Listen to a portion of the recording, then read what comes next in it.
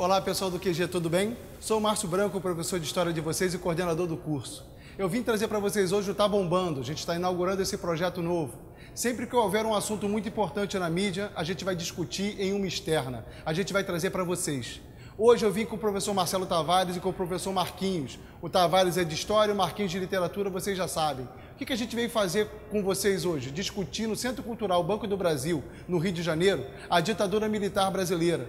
Em março de 64, o Castelo Branco e a Escola Superior de Guerra instauraram, junto com a UDN, a ditadura.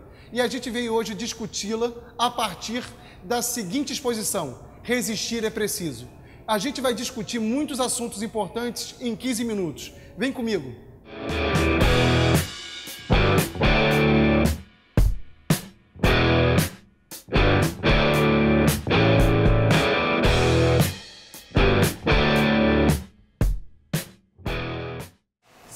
E aí, pessoal do QG, tudo bem? Marcelo Tavares com vocês. Em 1961, Jânio Quadros renuncia. O vice-presidente João Goulart estava numa missão diplomática na China comunista. Ele deve voltar e assumir a presidência da República. Os setores conservadores, os ministros militares, acreditavam que se Jango assumisse a presidência, o Brasil seria empurrado definitivamente para o abismo socialista. Estávamos no clima quente da Guerra Fria. Por outro lado, o então governador do Rio Grande do Sul, Leonel Brizola, conclamou, através do que ele chamou de uma campanha da legalidade, a população para que nem através das armas fosse garantida a posse de João Goulart. Percebe então que haveria a possibilidade de uma verdadeira guerra civil no país. Tentando driblar a tensão, foi encontrada uma solução conciliatória. Essa solução conciliatória seria, na verdade, o parlamentarismo. Jango assumiria, mas não com plenos poderes, simplesmente como chefe de Estado. Só que Jango queria os poderes de presidente. Em 63 houve um plebiscito. A população deveria decidir se o parlamentarismo continuaria ou então o presidencialismo retornaria. Como Jango queria o retorno do presidencialismo, Jango começou a propagandear a ideia de que, uma vez presidente, ele garantiria a execução de um conjunto de reformas que ficariam conhecidas como as reformas de base. Essas reformas de base, dentre elas uma reforma agrária, uma reforma universitária, uma nova reforma tributária, tudo isso tinha um forte apelo dentre os setores de esquerda. Os setores operários reunidos no Comando Geral dos Trabalhadores, o CGT. Por outro lado, os setores campesinos reunidos nas ligas camponesas. O Partido Comunista, que estava na ilegalidade. Esses vários setores de esquerda acreditavam que, portanto, Jango deveria sim se tornar o presidente para que tais reformas fossem empreendidas. O plebiscito foi favorável a João Goulart, só que agora chegava a hora de empreender as reformas prometidas. O problema é que Jango não avisou que ele deveria apresentar ao Congresso o plano de execução das reformas. Esse plano foi apresentado, o plano trienal. O problema é que Jango não tem maioria no Congresso. O plano trienal é rejeitado. Quando o plano trienal é rejeitado, os setores conservadores começam a denunciar que João Goulart estaria, na verdade, empurrando os setores sociais rumo a uma verdadeira revolução proletária, isso no clima quente da Guerra Fria, no contexto de 63 a 64. Por outro lado, os setores da esquerda começam a se manifestar também, promovendo uma série de passeatas, promovendo uma série de manifestações, exigindo que João Goulart cumprisse aquilo que fosse prometido. Percebe então que o cenário se transforma num cenário de tensão. De um lado, os setores conservadores denunciando o abismo socialista cada vez mais próximo. Do outro lado, os setores de esquerda exigindo que Jango assumisse as reformas. No dia 13 de março de 64, finalmente o presidente João Goulart assume uma posição. No palanque do comício da Central do Brasil, ele anuncia que as reformas vão acontecer. É nesse momento que João Goulart anunciaria, por exemplo, um projeto de reforma agrária conhecida como a Superintendência de Reforma Agrária. E Jango, naquele microfone, já nacionalizava empresas estrangeiras, principalmente refinarias de petróleo. É nesse contexto, portanto, que vários militares acreditam: Jango não poderia mais ser o presidente da República. É nesse momento que a conspiração ganha força. Em abril de 64, tropas vindas de Minas Gerais, comandadas pelo então general Olímpio Mourão Filho, chegam ao Rio de Janeiro. João Goulart praticamente não resiste. Parte direto para Brasília e de Brasília para uma fazenda sua no Uruguai. É nesse contexto que os militares assumem. De início, a sociedade brasileira está atordoada. Eles não têm muita ideia do que está acontecendo. Pelo contrário, sobre propaganda norte-americana, parecia que o Brasil tinha salvado a si mesmo. Parecia que, na verdade, aquele grande movimento que os militares chamavam de revolução acabaria salvando o país da ameaça comunista. De início, os militares falavam numa espécie de intervenção cirúrgica. Deveriam intervir para solucionar o problema da subversão. O primeiro presidente militar, na verdade, o comandante das forças que garantiram a consolidação do golpe, era o então marechal Humberto Castelo Branco. Castelo Branco seria responsável pelos 2 primeiros atos institucionais que mostrariam à sociedade que aquela não era simplesmente uma intervenção cirúrgica. Em 1965, seriam estabelecidos os atos institucionais 2 e 3. O ato institucional número 2 acabava com os partidos políticos existentes e acabava com as eleições diretas para presidente da República. O ato institucional número 3 acabava com as eleições diretas para governador. O que antes parecia ser uma intervenção cirúrgica, os militares simplesmente garantiriam uma intervenção para acabar com a subversão, agora se mostrava um projeto de governo militar. Castelo Branco seria substituído por um outro militar chamado Costa e Silva. Costa e Silva seria o presidente que começa a perceber a reação da sociedade, que percebe realmente o projeto militar. É nesse contexto que vários setores começam a se manifestar. A intelectualidade, através dos Centros Populares de Cultura, os CPCs, a música, através da Tropicália, várias manifestações, destacando-se aquela que vai paralisar o centro do Rio de Janeiro, conhecida como a Marcha dos 100 mil, ou a Passeata dos 100 mil, depois do assassinato do estudante Edson Luiz. Nesse contexto, portanto, os militares percebem que a sociedade, cada vez mais organizada, pressiona e denuncia o fechamento do regime. Como reação a tudo isso, o próprio presidente Costa e Silva acabaria por desferir um golpe mortal no que se refere à resistência e à ação popular. Em dezembro de 68, seria promulgado o mais drástico de todos os atos institucionais da ditadura, o AI-5. O ato institucional número 5 suspendia o habeas corpus, suspendia os direitos individuais e colocava o Brasil realmente no caminho de uma ditadura fechada. Olá, amigos do QG do Enem. Estamos aqui no Centro Cultural Banco do Brasil, no Rio de Janeiro, para falar sobre ditadura militar, resistência e produção cultural. A gente está aqui no CCBB, numa das grandes exposições sobre o tema da ditadura, Resistir é Preciso, e a gente vai falar muito sobre o contexto da ditadura militar no Brasil. No entanto, para a gente entender a literatura e principalmente a produção cultural na ditadura militar, é necessário que a gente vá um pouco atrás para entender o que era o Brasil nos anos 50. O Brasil, culturalmente, nos anos 50, respirava bossa nova. Era um lugar no qual os barquinhos deslizavam ao azul do mar. Você entende que a produção brasileira era uma produção para pessoas felizes que ficavam ali em Copacabana, Ipanema, entendendo um pouco desse Rio de Janeiro maravilhoso que era o reflexo do Brasil.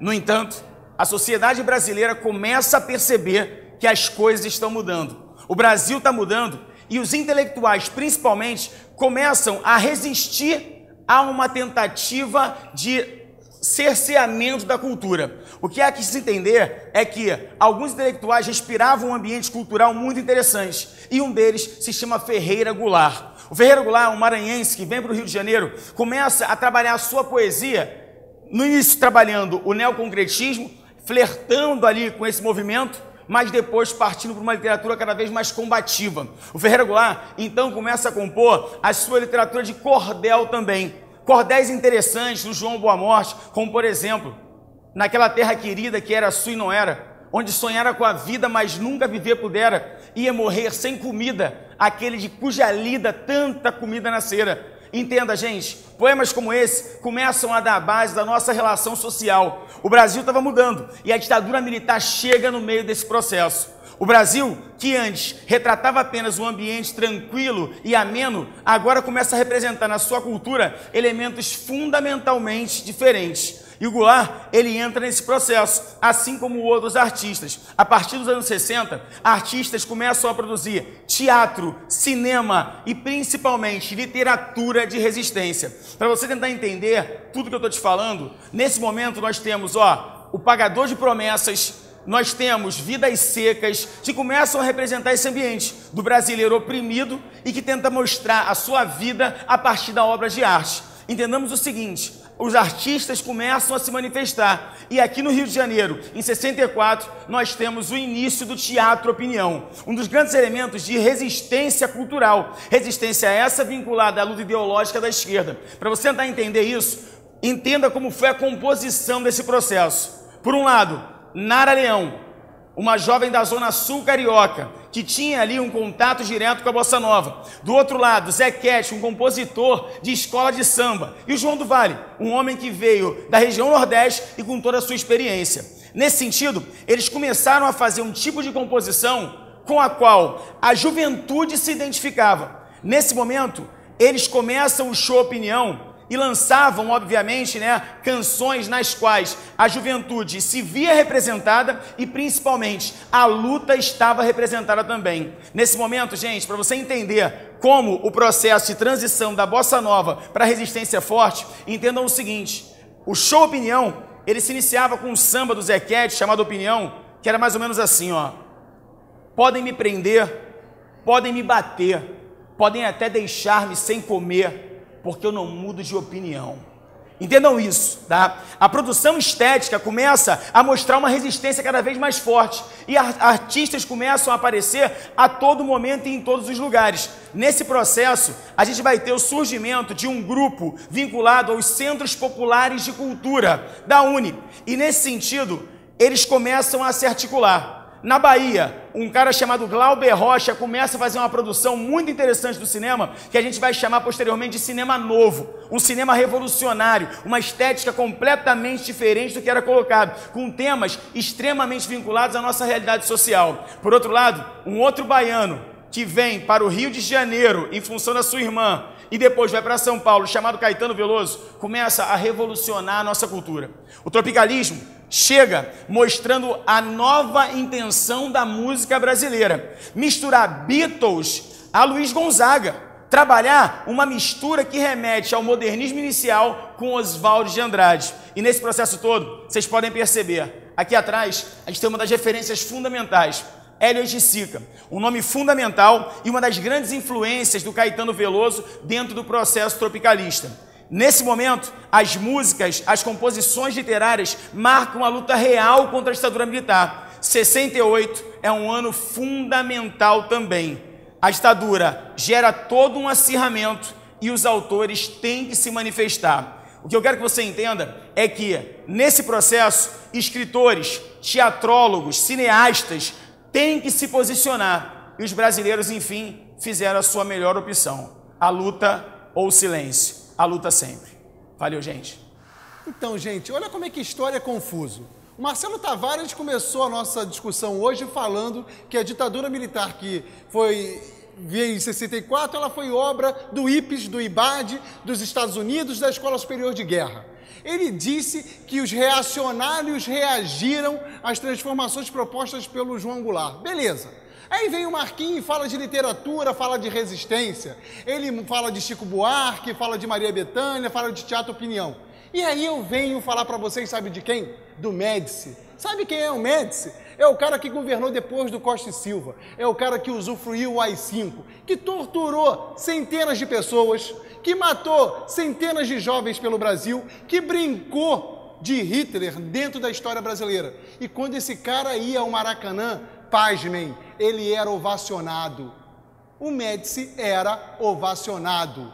O Médici era visto pela opinião pública como um herói nacional. E aí vem a dúvida: por que diabos o Médici, vírgula, o maior torturador da história do Brasil, vírgula, pode ser ovacionado no Maraca? A história vai te dizer: porque os militares obrigavam o público a fazê-lo. Não é, gente. Sabe onde está o segredo da situação? Na economia.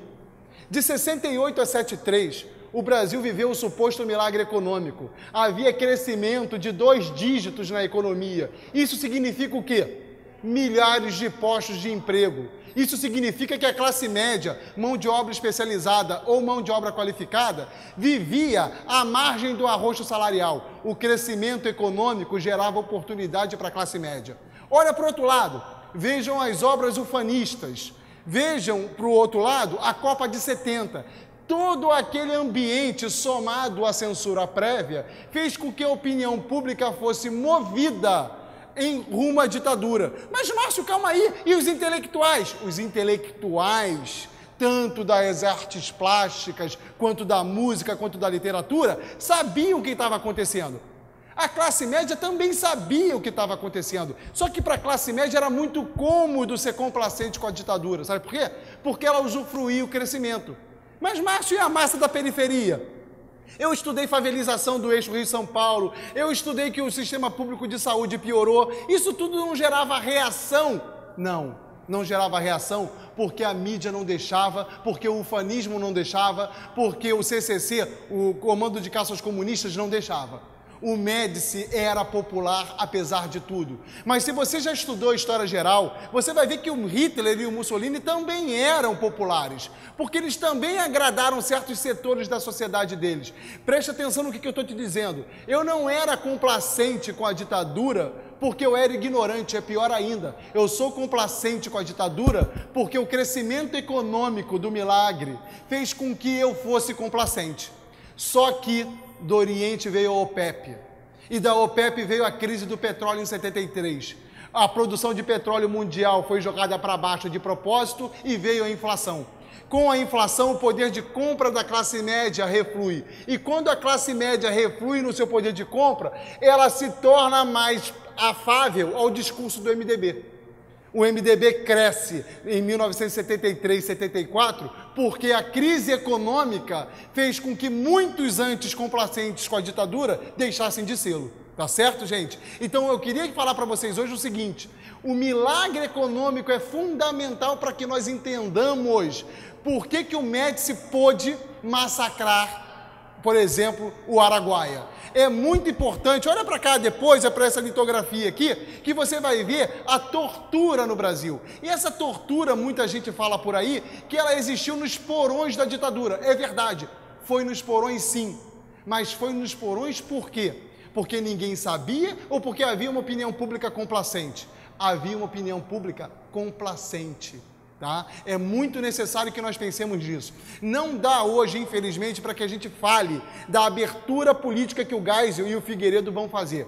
O que eu quero deixar claro para vocês é o seguinte: o Geisel fez uma abertura lenta, gradual e segura a partir de 74, porque ele não tinha como não fazê-lo. A crise econômica diminuiu o apoio à ditadura, isso fez com que as oposições crescessem. A oposição antiga, ou seja, os intelectuais, ganharam agora o apoio, os intelectuais e os estudantes ganharam o apoio agora de quem? Das classes médias. A rua vai encher. A rua enchendo faz com que a Escola Superior de Guerra comece a praticar a volta dos quartéis aos quartéis. Tá bom?